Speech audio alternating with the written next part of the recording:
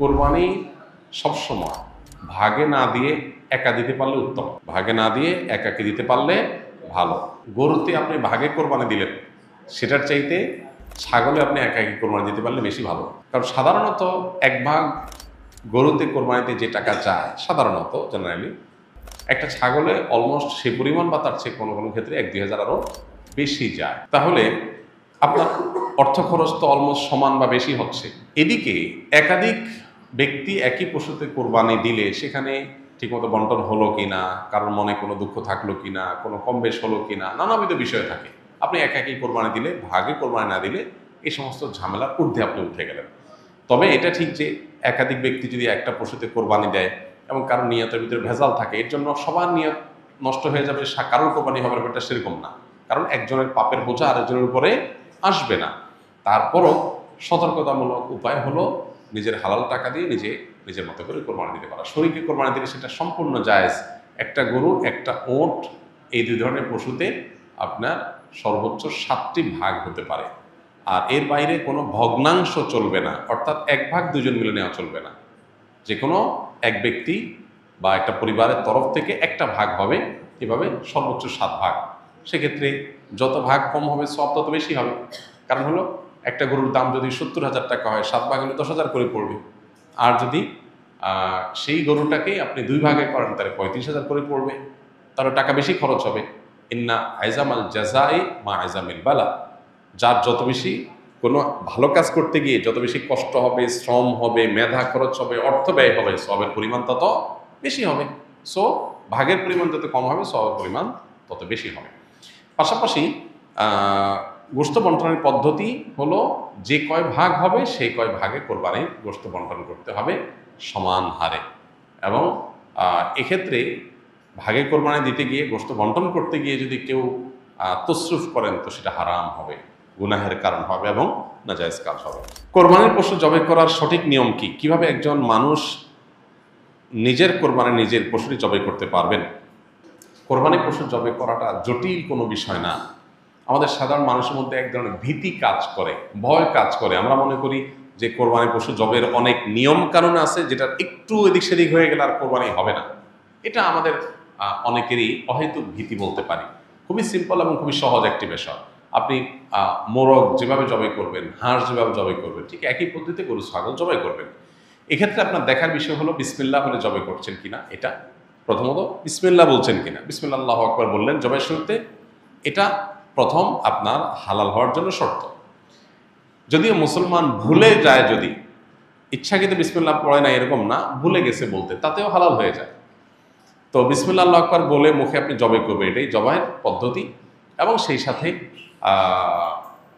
ভালো করে শুইয়ে পশুকে যাতে কষ্ট কম দিয়ে জবাই করা যায় সেজন্য ধারালো ছুরি নিয়ে আপনি পশুর কণ্ঠনালী গলায় আপনি ছুরি চালনা করবেন। এখানে ছুরি চালনা করার পর দেখতে হবে যে বড় যে নালীটা, খাদ্য নালী যেটা দিয়ে খাবার নামে, ওইটা কাটা গেছে কিনা, শ্বাসনালী মাঝারো সাইজের যেটা আছে সেটা কাটা গেছে কিনা, আর তার দুই পাশে দুইটা আপনার ছোট ছোট রগের মতো আছে সেগুলো কাটা গেছে কিনা, বাস এইটুকু আপনি দেখলেন। ভালো করে পোজ দিলেন যাতে করে এগুলো কেটে যায়, এটা চোখে দেখা যাবে। তাহলে সেক্ষেত্রে আপনার জবাই হয়ে গেছে, কোরবানি হয়ে গেছে। এরপর আপনি এই পশু জবের সময় বিসমিল্লাহ আল্লাহু আকবার বলার পাশাপাশি আরেকটা দোয়া পড়তে পারলে ভালো, না পড়লেও কোরবানি হয়ে যাবে, জবাই হয়ে যাবে। সেটা হলো আল্লাহুম্মা তাকাব্বালহু মিন্নি, আল্লাহ এই পশুকে আমার তরফ থেকে কবুল করেন, এবং আমার পাশাপাশি শরীক থাকলে আল্লাহ অমুক অমুক সহ সবাই পক্ষ থেকে, বা নাম না নিতে পারলে আল্লাহ এই পশু যারা যারা কোরবানিতে শরীক আছে সবার পক্ষ থেকে আপনি কবুল করেন, যেমন কবুল করেছেন মুহাম্মদ সাল্লাল্লাহু আলাইহি সাল্লাম থেকে ইব্রাহিম ইসলাম থেকে। বাস শেষ। এটা আপনি বললেন, বিসমিল্লাহ আকবার বলে ছুরি চালনা করলেন, রগগুলো কাটা গেল কিনা আপনি দেখলেন, কণ্ঠনালী শ্বাসনালী কাটা গেছে কিনা, দ্যাটস এনাফ, আপনার কোরবানি হয়ে গেছে। তাহলে এটা জটিল কোনো বিষয় না। মৃত ব্যক্তির পক্ষ থেকে কোরবানি করা যায় কিনা? যদি করা যায় তাহলে ওই মৃত ব্যক্তির কবরে সওয়াব পৌঁছাবে কিনা? মৃত ব্যক্তির পক্ষ থেকে কোরবানি করা যায়, এবং জীবিতরা মৃত ব্যক্তির তরফ থেকে কোরবানি করলে সেটার সওয়াব মৃত ব্যক্তির আমলনামায় জমা হবে ইনশাআল্লাহ তাআলা। মৃত ব্যক্তির পক্ষ থেকে কোরবানি যে করা যায় এর বহু দলিল রয়েছে, বহু প্রমাণ রয়েছে। আলী রাদিয়াল্লাহু তাআলা আনহুর মধ্যে এটি তার আমল দ্বারা প্রমাণিত যে তিনি মৃত ব্যক্তির তরফ থেকে কোরবানি করেছেন, সাহাবীরা অনেকেই করেছেন। নবী করিম সাল্লাল্লাহু আলাইহি সাল্লাম তাঁর তরফ থেকে করার পাশাপাশি ইব্রাহিম আলাইহিস সালাম এবং পরবর্তী উম্মার তরফ থেকে তিনি কোরবানি করেছেন। সো যিনি নাই, অনুপস্থিত বা মৃত, এই ব্যক্তির তরফ থেকে কোরবানি করা সর্বসম্মতিক্রমে ওলামা ইকরামের জায়েজ। তবে হাম্বলি মাযহাব ওলামা ইকরামের অনেকের মত হলো জীবিতদের সাথে যুক্ত করে মৃতদেরটা করা জায়েজ, যেটা রাসূল আকরাম সাল্লাল্লাহু আলাইহি ওয়াসাল্লাম করেছেন। আর অন্যান্য ওলামা ইকরাম, হানাফি মাযহাব ওলামা ইকরাম সহ অন্যদের মত হলো যে এরকম কোনো শর্ত নাই, বরং আপনি জীবিত ব্যক্তির তরফ থেকে একটা নাম, একটা তরফ থেকে একটা শরীক, আবার মৃতের তরফ থেকে একটা শরীক অথবা একটা পশু আলাদা করে কোরবানি করতে পারেন, কোনো অসুবিধা নেই। ক্রিকেট, ফুটবল, দাবা, ক্রামবোর্ড ইত্যাদি সহ এসব খেলা শরীয়তে জায়েজ কিনা, খেলাধুলার ব্যাপারে শরীয়তের দৃষ্টিভঙ্গি কি? দেখুন, যে সমস্ত খেলাধুলার মধ্যে শারীরিক কসরত আছে, শারীরিক ব্যায়াম আছে, সেগুলো যদি কোনো শরিয়ার বিধান লঙ্ঘন করা ছাড়া খেলা যায়, সেগুলোকে শরিয়ার দৃষ্টিকোণ থেকে জায়েজ বলেছেন ওলামা ইকরাম। ধরুন আপনি ক্রিকেট খেলছেন বা ফুটবল খেলছেন, এখানে যদি এক পক্ষ আরেক পক্ষকে কোনো হার জিতের ভিত্তিতে টাকা পয়সা না দেয়, জুয়া না থাকে, এবং এখানে যদি সতর ঢাকার মতো ব্যাপার না থাকে, এই খেলাধুলার প্রতি অতি মনোযোগিতা এটা নামাজ থেকে গাফিল করে দিবে এরকম বিষয় যদি না থাকে, তাহলে সেক্ষেত্রে শারীরিক কসরতের উদ্দেশ্যে বা সামান্য বিনোদনের উদ্দেশ্যে শারীরিক কসরত আসে সেরকম খেলাধুলা করা জায়েজ আছে। সেটা ব্যাডমিন্টন হতে পারে, ক্রিকেট হতে পারে, ফুটবল হতে পারে। ফুটবল খেলতে গিয়ে আপনি হাফ প্যান্ট পরছেন, সতরম মুক্ত করছেন, তখন এটা নাজায়েজ হয়ে যাবে। আপনি খেলাধুলাতে এত বেশি জমে উঠছেন যে আপনি নিয়মিত জামাতে নামাজ পড়েন, কিন্তু খেলাধুলা মস্তে গিয়ে আপনি নামাজ জামাত পড়তে পারতেছেন না, তাহলে সেই এত বেশি মোহ তৈরি করে ফেলে এটা জায়েজ হবে না।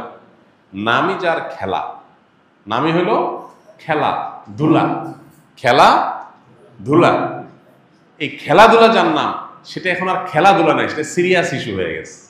এটা এখন অনেকের জীবন জীবিকার ব্যাপার, এটা অনেক ইনকামের ব্যাপার, এটা মানুষকে ভুলায় রাখার একটা মন্ত্র, একটা মাধ্যম। এটার পেছনে হাজারটা বিষয় জড়িয়ে আছে। এজন্য ওই লেভেলের খেলাধুলা সেগুলো ভিন্ন। বাট আপনি নিজস্ব উদ্যোগে নিজেরা খেলাধুলা করলেন যেটাতে শারীরিক কসরত আছে। যেই খেলায় শারীরিক কসরত নাই, যেমন দাবা খেলা, লুডো খেলা, তারপরে ক্যারাম বোর্ড খেলা, তারপরে আপনার ওই যে কি তাস খেলা, এই জাতীয় খেলাগুলোতে কোনো শারীরিক কোনো ফায়দা নাই, মানসিক কোনো ফায়দা নাই, এগুলো জায়েজ নাই শরীয়তে। কেন? কারণ এগুলো অনর্থক কাজের অন্তর্ভুক্ত। এই খেলাধুলা দ্বারা আপনার লাভ কি? কোনো লাভ নাই। আপনি বলবেন মানসিক রিফ্রেশমেন্ট, বস্তুত হয় উল্টাটা।